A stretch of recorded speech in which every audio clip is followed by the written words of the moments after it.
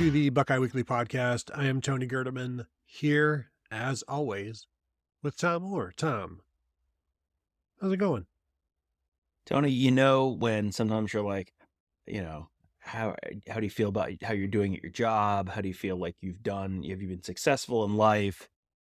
Today's one of those days where I think everyone should be feeling great, because you look at what the leadership of college athletics has led college athletics into over the last, couple decades. And it's like, boy, I don't know how good I am at whatever I'm doing right now, but I'm better than those guys. That's for sure. Yeah, I just have a Toonsis meme, the driving cat, and you just have like the NCAA over Toonsis's face, and then like the next image is the car going over the cliff, and turns out, don't let the NCAA drive. Basically, don't whatever you do, don't let the NCAA drive your car. So we are going to talk about Tom's favorite thing, court stuff, and but the House versus the NCAA settlement is coming down. Plaintiffs are agreeing, the defendants are agreeing, the NCAA, the conferences, everybody has come to an agreement, and we want to talk about how that's going to impact the game. More importantly, how it's going to impact Ohio State. And yet, with all of these agreements, Tom, there's still this. One of the things that has been written, I don't know if it's Matt Brown Extra Points or Ross Dellinger or Pete Thamel or whomever, saying, the judge could still say no. And it's like, boy,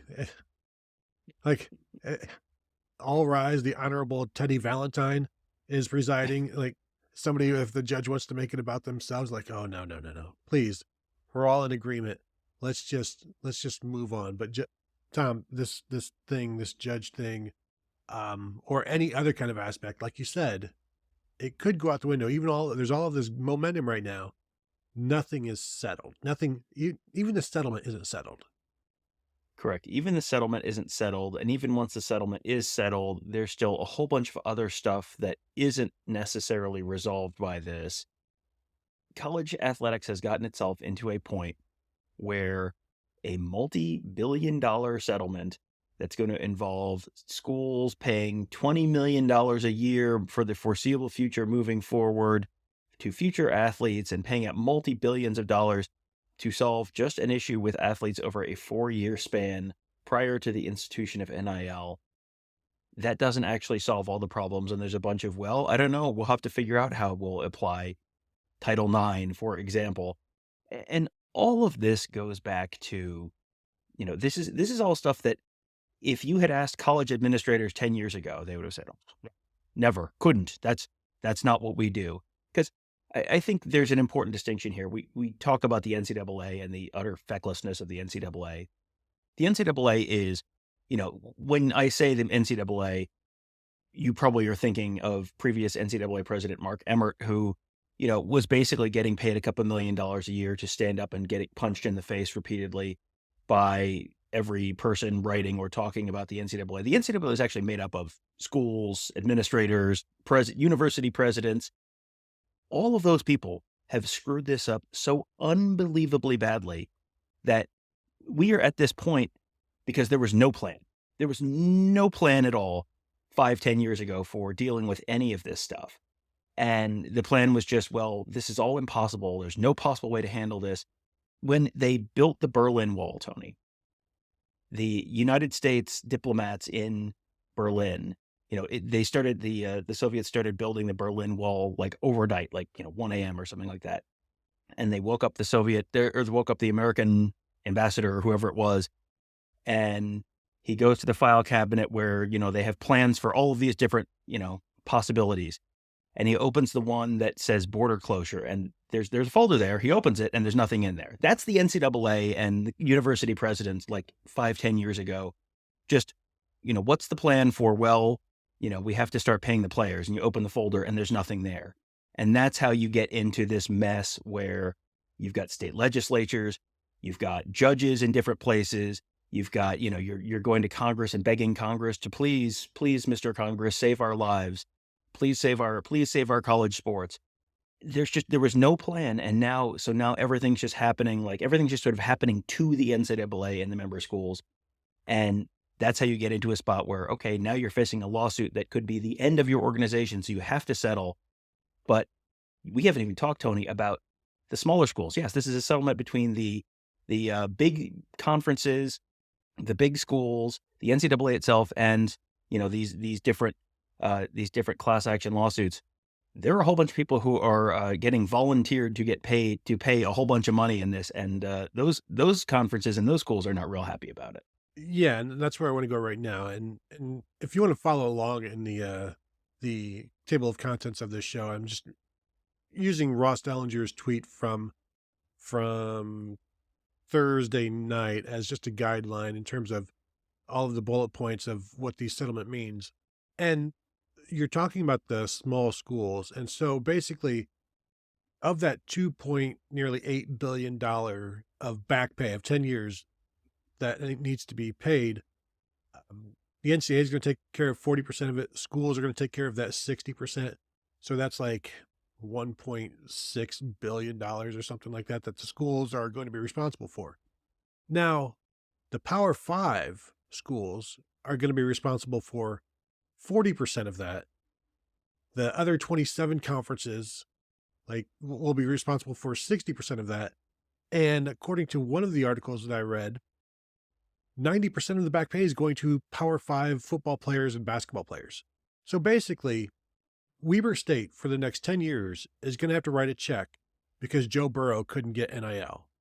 That's ridiculous. That is the very top making the very bottom pay because they don't want to have to. We'll just pass it on, just raise prices or whatever. It's being passed on to people who had nothing to do with this. Like, you're going to have these small schools and conferences that will have to pay out more than over the previous 10 years than anybody would have made from NIL. Like, again, if I just use Weber State or someday at Bowling Green, like the idea that they could have this huge windfall is fine, but the big schools that have caused this should have to pay more than they're getting away with. And a lot of the small schools the small conferences are furious, but it's like, we have to go along with it because they don't have the power. And if they try to drag their feet or say no, then everything collapses. So you just got to go along with it and get washed away and hope you can keep your head afloat. I think, Tony, to use your example there of Weber State and Joe Burrow, this would be the first time Weber State's responsible for a former Ohio State athlete since Chobe Osokolic, I believe, would have been the last time. A little name from the past.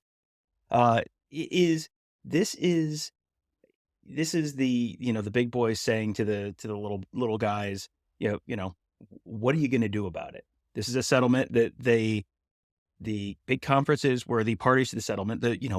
The Big Sky Conference was not a party to the House case. It was just the 5 power conferences, which are really now the 4 power conferences, but the Pac-12 is a party to this in one of the many. This is how screwed up this is right now. It's the 5 power conferences, and they're just going to go, well, just send the bill down to that end of the table, and they'll take care of it. And yeah, it is rather unfair.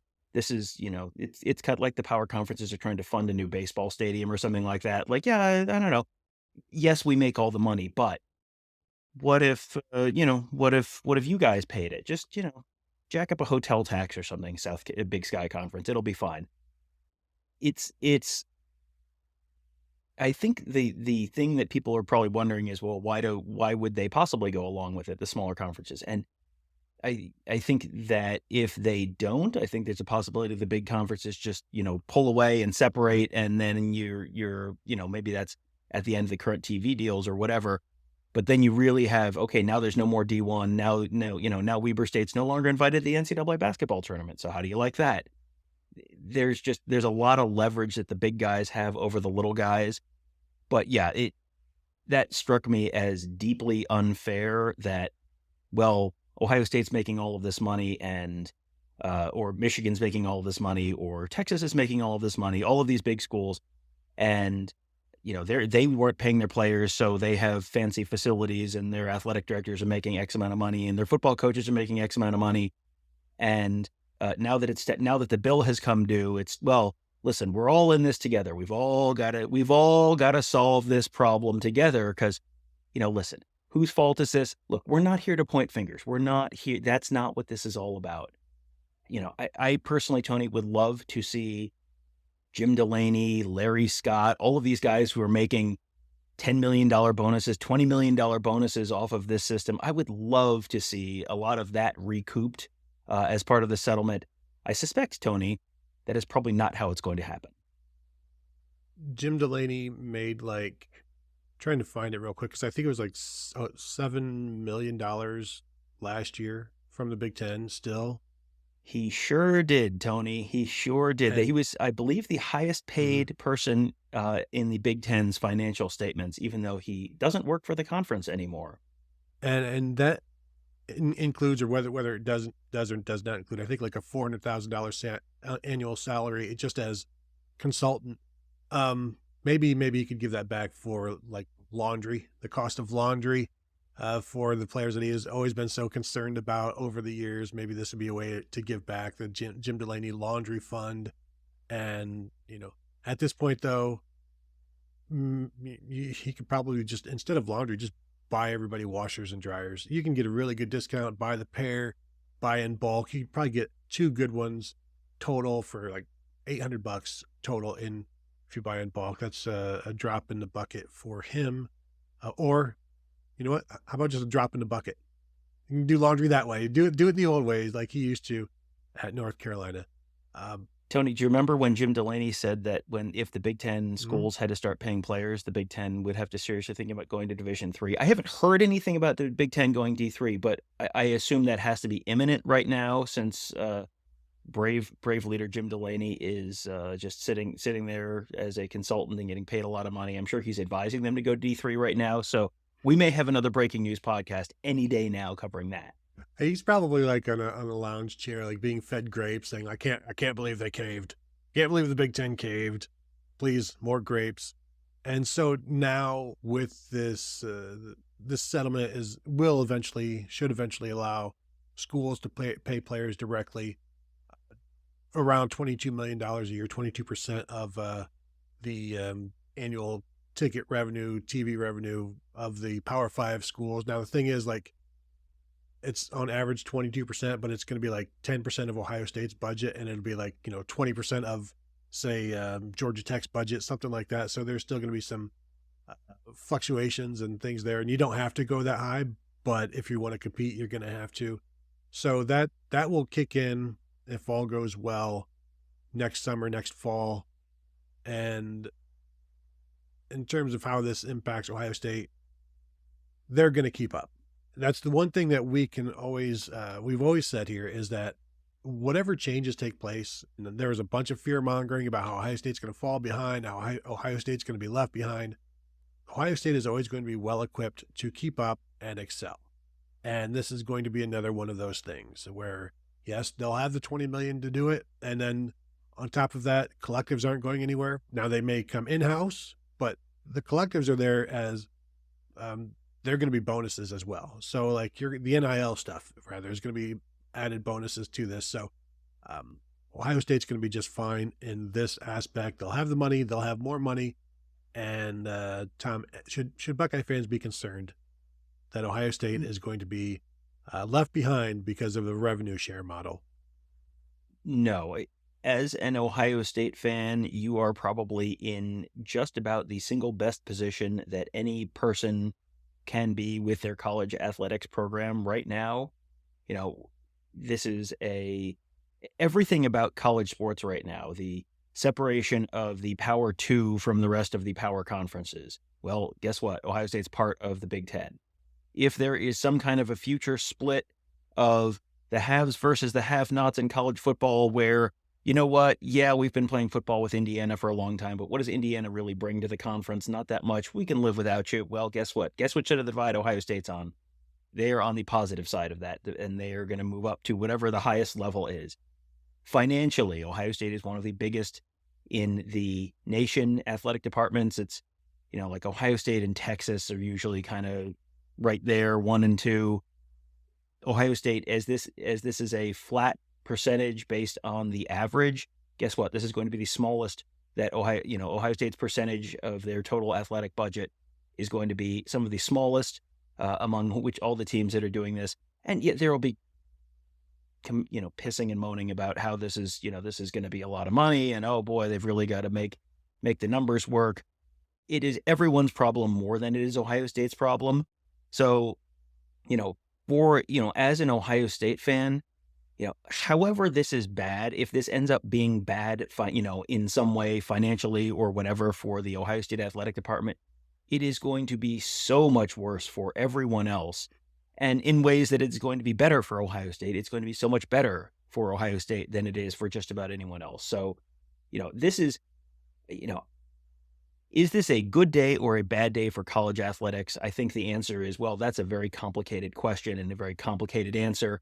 And it depends a lot on some things that haven't been decided yet. Is this a good thing or a bad thing for the future of Ohio State sports as an ongoing enterprise? It's probably much better for Ohio State than it is for virtually anyone else in the nation. Yeah, they're going to be in a position to survive and thrive. I was listening to an interview with Tim Albin this week, Ohio University head coach, who was asked about the possibility of like a group of five, or group of five, is that if there's still 5 conferences there by the time this whole thing settles, would you be in favor of a playoff for the group of 5? He said absolutely, because it's a completely different situation for Ohio and Ohio State or Clemson or Georgia, because you're not living in the same world. And so it would be nice to be able to play for a championship and have your players be able to play for a championship. I don't know whether you would rather have that one shot of being the one team that makes the CFP versus being the one who wins the group of 5, because I don't think you can have both. Like, do you if it's like winning the NIT, if you win the group of 5, it's like, well, you were the 65th best or 69th best. Like, if you win the group of 5 playoffs and the group of 5 champion was the top ranked team was in the CFP, it's like, well, congratulations on being the second best group of 5 team. But this continues to separate those things. I do expect eventually a group of 5 championship. And as Albin said, just wherever the money leads, that's where we're going to go. And so far, it's kind of like if you're, you're stranded in the mountain, just go downhill and find the water source and then take the water source to civilization. And following the money is following downhill to the water, and hasn't let anybody, well, it hasn't, you're always one gets stranded out in the wilderness and dies of exposure, Tony. That's not a thing that happens. So I'm sure it's going to be fine. I think that was the end of your story, right? Yeah, no, correct. Just find the water and you'll be fine. Don't drink it, boil it. If you can, if you have no fire, I don't know, strain it through your sock, depending on the condition of your feet. So yeah, go ahead, Tom. I do like the idea that the group of 5 is drinking water through a sock. That's a pretty good analogy for the situation they're in right now. They're stranded alone and drinking water through a sock. And water, if they're lucky. While things are good for Ohio State, and Ohio State's going to be fine no matter what, Ohio University, let's take them. What is the future for them? Now all of a sudden they have to pay 20% of, they have to pay whatever this chunk of, this chunk of money is to, for back pay for, as part of this settlement. And their athletic budget is probably 10% of what Ohio State's is, maybe a little more than that, 15%, something like that. Guess what? That money has to come from somewhere, and they do not have a big fat TV deal with Fox that's going to pay them, $60 million a year or whatever it is. So that money has to come from somewhere. That, if you can feel fine about this, if you're an Ohio State football fan, if you're an Ohio University baseball fan or swimming fan or softball fan, what does this mean for the future of your program? Will Ohio University still be able to support those programs, to pay for those programs, if they have to have all this money going back to pay, because JT Barrett couldn't get NIL way back when, and that money has to go to pay for that? That's a little bit more of a murky area. And that doesn't even get into the Title IX piece of this, where, there's all these write-ups about Title IX, and it's like, what is, in terms of paying the players, do the non-rev sports, women's sports have to get half, an equal amount of the money? We don't know. That's not part of the settlement. So yeah, this is going to be, again, this is, if you were an Ohio State fan, this is fine. Everything is fine. Nothing's going to change. This could potentially have real serious ramifications for a huge number of programs that are not Ohio State size, Ohio State scale. And we'll get to the Title IX aspect in a sec here. The next series of bullet points from Ross Dellinger talking about cap enforcement, the cap of that 22%, that $22 million or whatever. And then also having the a more legitimate reporting of the NIL stuff. I do wonder, once players are paid through the university, like, all of that is foiable. So you'll be able to find out what a player is making through a university. And that's going to be something that we probably do every year now, when we also do like the coaches' salaries, the coaches' performance reviews, and also please send along the player salaries. And the oversight and the enforcement also talks about this has to be true NIL, and it has to be based on developed fair market value data, and the NCAA would enforce that. Now, the idea of the NCAA enforcing anything, part of the settlement is that, hey, the NCAA can enforce stuff again, but that doesn't mean states aren't going to sue you for doing it. So, like, this whole thing is still contentious in that way. But the idea of NIL and fair market value is interesting to me, because I don't know if it was Pete Nikos at On3 wrote about talking with some collective people, and how the asks from the players are way out of bounds. Like, they got to stop asking for all this money. And it's like, maybe the collective should stop paying all of the money. Like, I'm not talking about collusion, but you have the power to say, no, we're not not doing this. Your ask is too much. You have the power to negotiate. And if somebody else out negotiates you, congratulations. I'm sure you've been a fan of capitalism your entire life up until that point. So I don't want to hear you complain when it impacts you finally negatively. But the idea of the NIL being fair market value, I think, is a fantastic idea. But I'll believe the enforcement of all of this when I see it. And every single loophole is going to be taken advantage of, as it always is. Every boundary is always pushed. So Godspeed. Well, the idea of fair market value, and what the NCAA is going to determine what fair market value is, and then they're going to enforce it, and you're not allowed to earn more than that. I mean, phrases like restraint of trade come to mind. There's a reason like Major League Baseball or the NFL can put a salary cap on things, and that's because they have an antitrust exemption through Congress. Guess who does not have an antitrust exemption through Congress? Why, it's the NCAA. So why would the NCAA be able to put a cap on the amount of money that you earn any more than, the state of Ohio could say, sorry, you're no one in the state of Ohio who does sports media is allowed to earn more than this amount of money per year. They couldn't do that. Why would the NCAA be able to put that kind of cap on this if they don't have an antitrust exemption? Because that would be, that would, you're opening yourself up, I would certainly assume, to lawsuits alleging collusion, which is what you just said.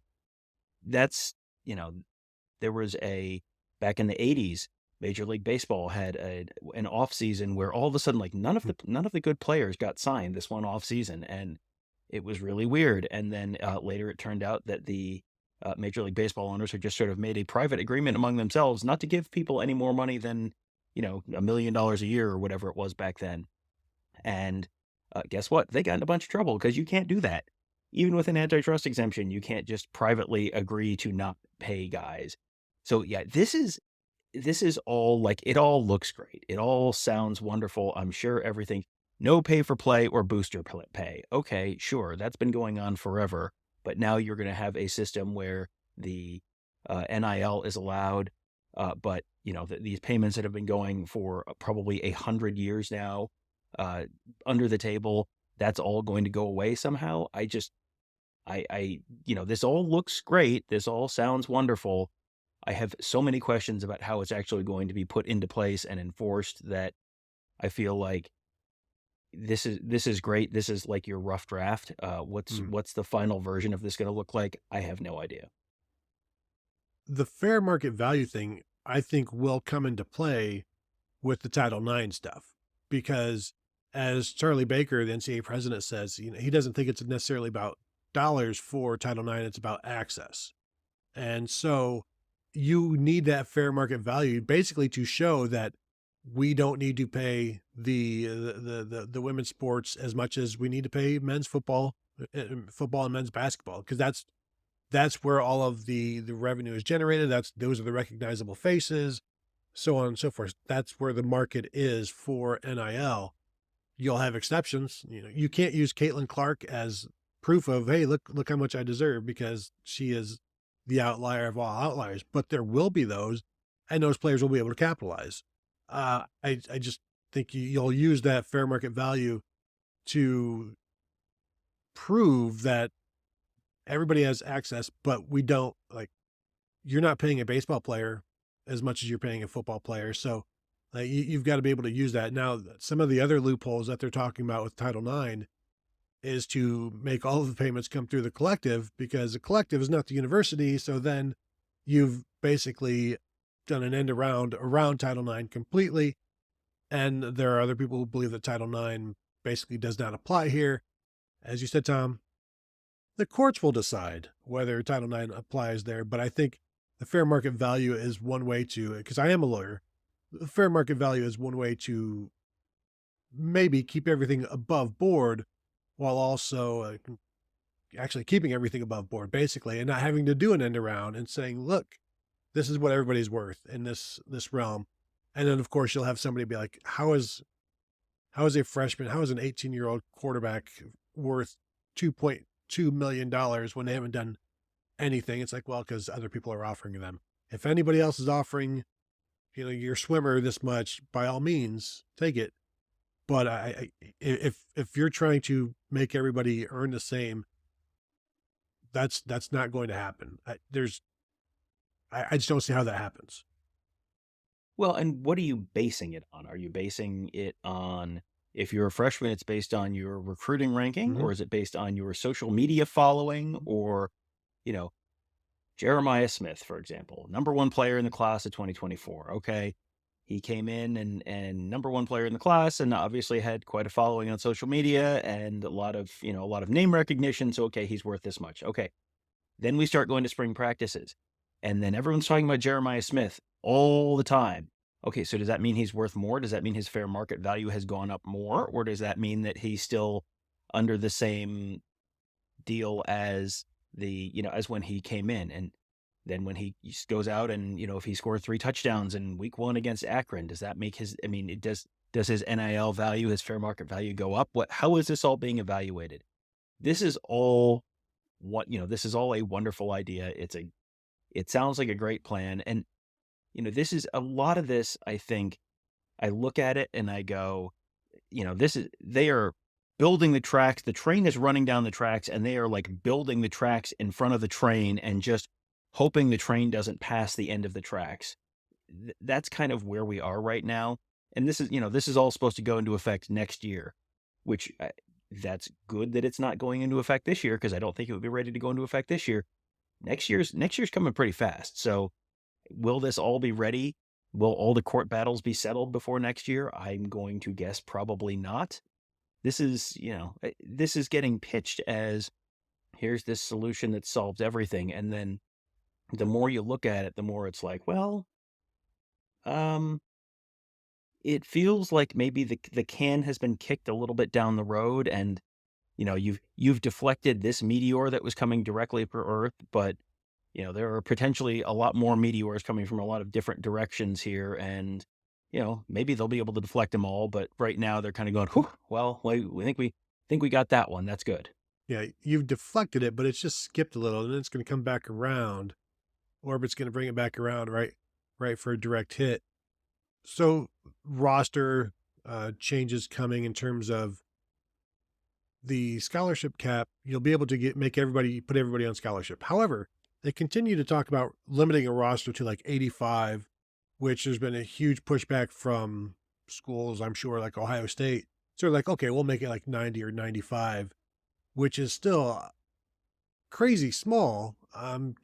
When you consider, I heard Matt Rule on the radio, and I think he said Nebraska right now is like 140 players, like 145 players on the roster. And of course, they've always had this huge walk-on program that has been a huge part of them forever. And so you'd essentially be getting rid of the walk-ons. Now, you can't just stack rosters. Like you can't do it like back in Woody's day when you could have 130 players and guys would wait 4 years for their turn. You can have 95 scholarships and try to have classes of 35 every year. You're going to be losing 15 guys every year to the portal because, you know, they're, of the situation in terms of I don't want to sit any longer. I do think you'll see 3-year contracts signed. You know, that's going to be something that is now in play for this. Which then what's the buyout on that? And do schools even care about a buyout? Like if they want to cut somebody, I don't think the investment is probably pretty small, and the buyout would just be the length of the rest of the contract, basically, because no high school agent is going to allow their client to throw in a small buyout out there. And that, you know, Ohio State wanting to get rid of a 3rd-year lineman for another spot. Oh yeah, fine. We'll pay the rest of the $450,000 that is required or whatever it would be. But that would limit movements. And then of course there would be buyouts. It's like, if you want to hit the portal, you know, what, Tom, what's a good number? Is it, you know, is it 30%? Is it 50% of the contract? Like that's all going to be part of this as well. Coaches talk about, well, if I leave, I've got to pay a buyout.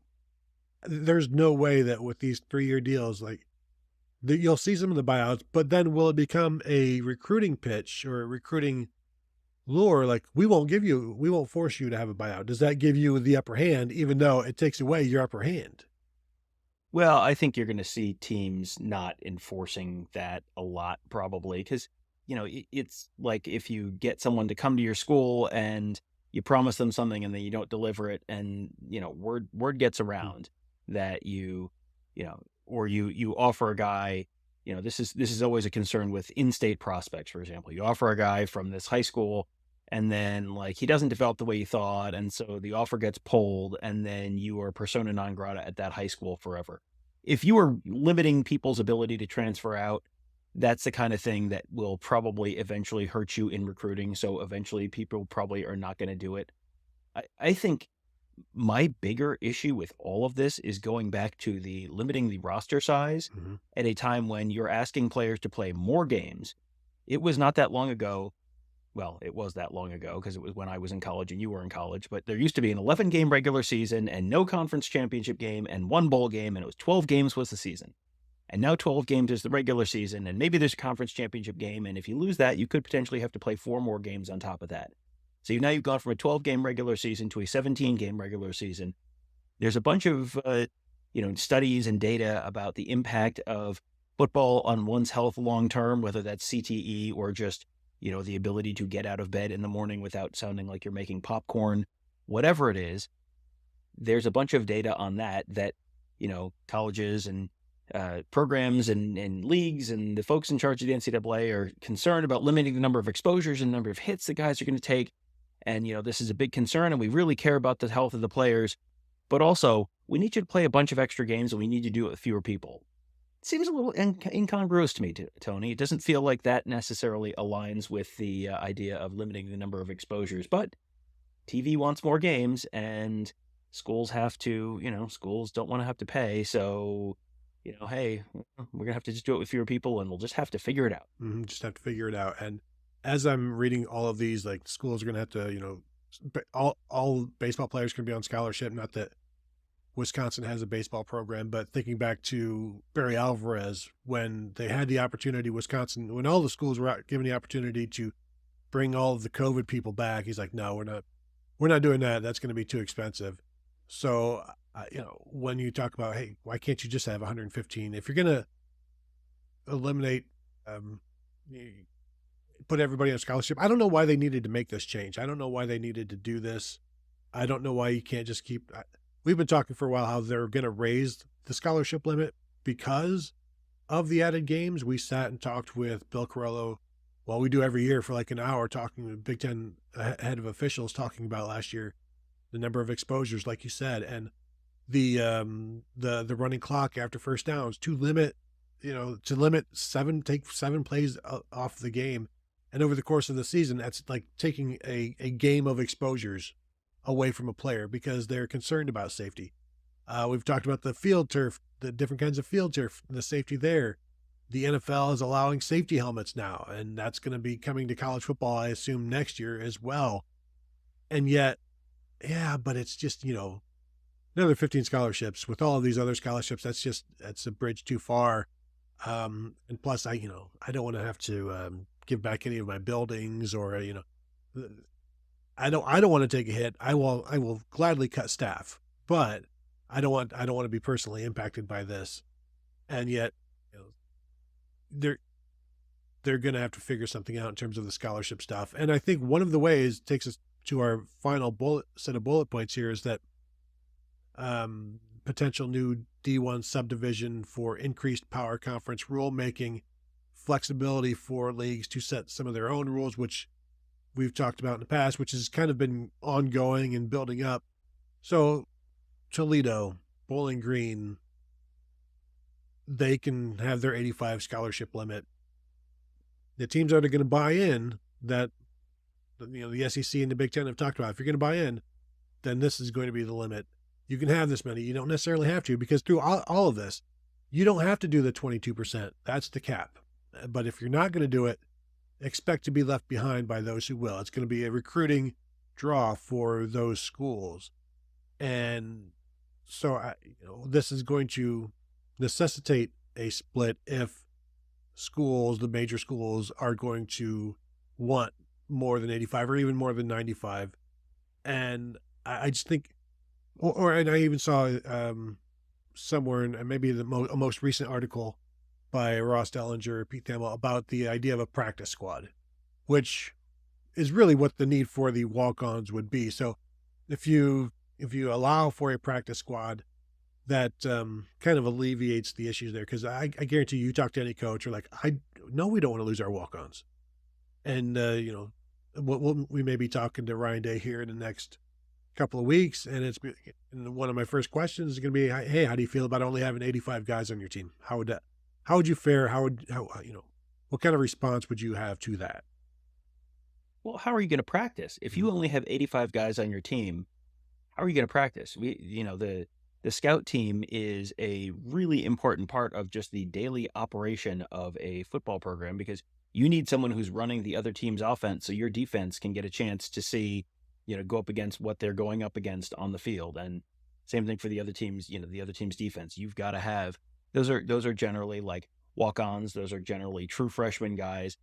If you only have 85 scholarship guys and you have no walk-ons, there's going to be a lot more pressure on those true freshmen to be playing, or at least be ready to play. So they're not necessarily going to be able to go get beat up on the scout team, or to dedicate all their practice reps to being on the scout team and letting the offense and defense get their work in. So that's going to create a pretty significant logistical challenge. Sure, you can have a practice squad. The whole reason, I'm sure people are wondering, well, if you can have a practice squad, why couldn't you just have why couldn't you have walk-ons? And the answer to that is, there are programs right now, like Nebraska is one of them, where they're kind of doing a little bit of a workaround where, guys aren't on scholarship, but they have NIL that makes up for the scholarship. And Ohio State has done that in a couple isolated cases as well in the past. And so this is the NCAA trying to just legislate that out of existence. And we're going to solve that problem. It's like, well, you're probably creating multiple other problems by solving that problem. And how big of a problem exactly is that? Because, sure, you can have teams with a bunch of extra guys. That's fine.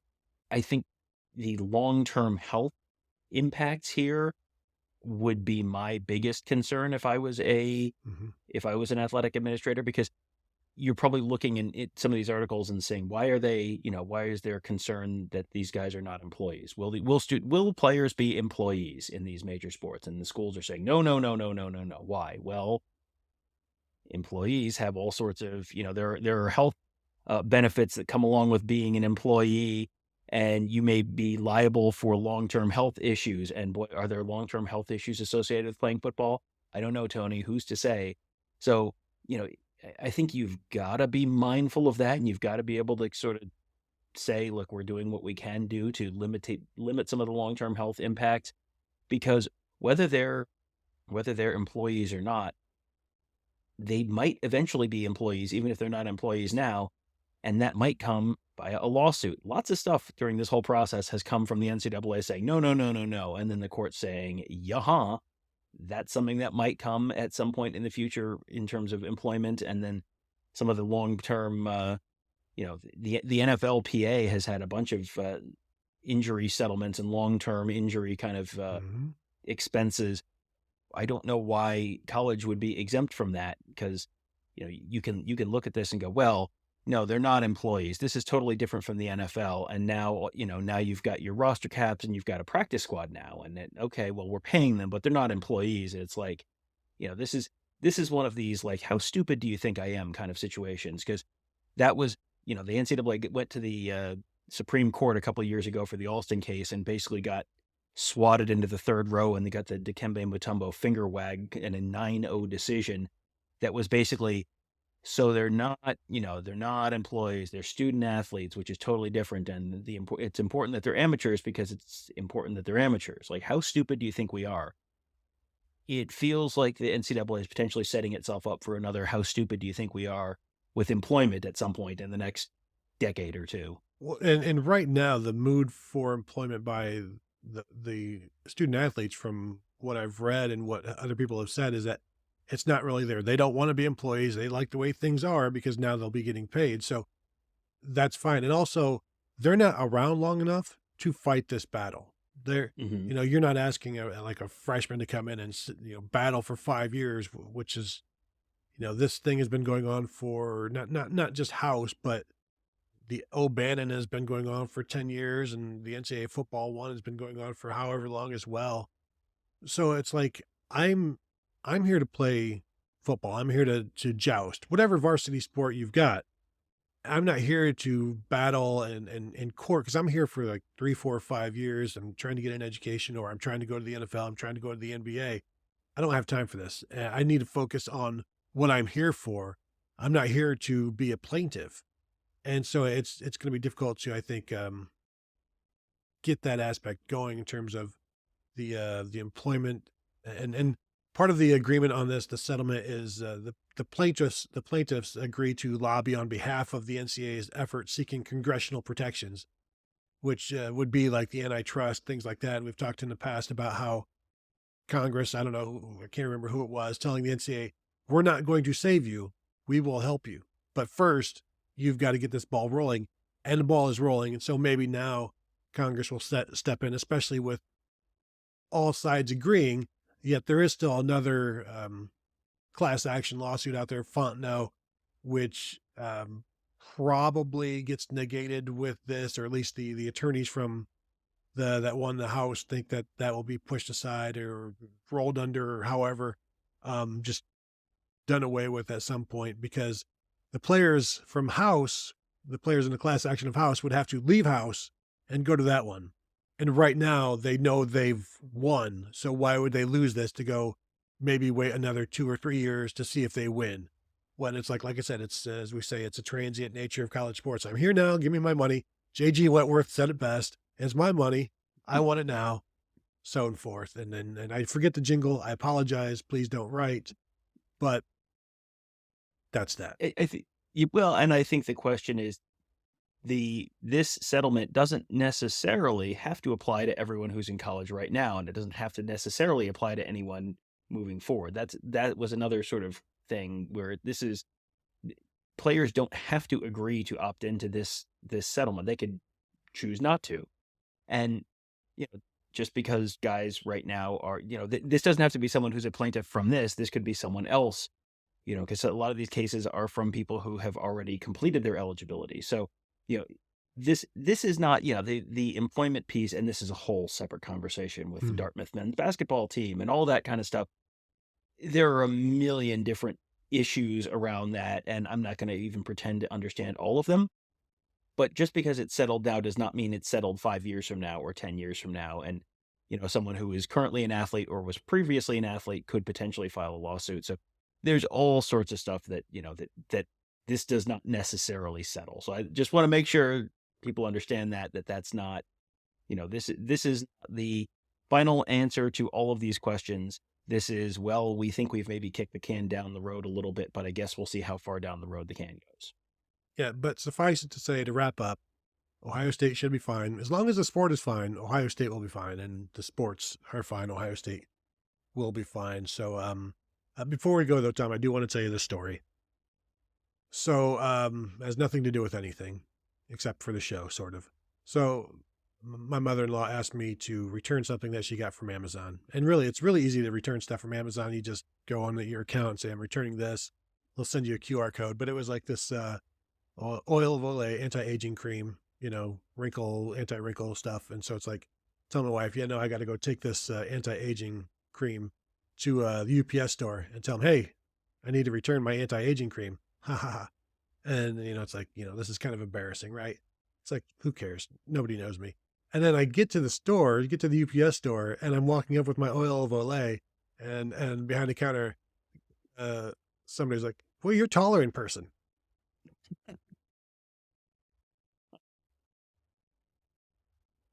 Always when you don't Gosh. want. Yes, yes, So, yes. Ta Taller and more youthful looking in person. honestly, it wasn't mine.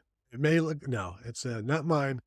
But yes, I always do appreciate the viewers and listener feedback out there. And please keep my private life private. All right. I only put this out there like B Rabbit and 8 Mile. I'm de escalating the situation. I am taking away the weapons that would be used against me.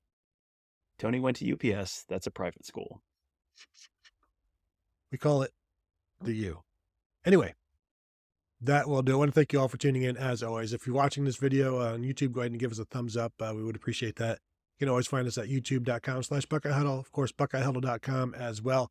Tom, Buckeyes tomorrow morning, every weekday morning right now. Tons of stuff there. Just, I have not listened to the Matt Sars yet. Was that one a good one?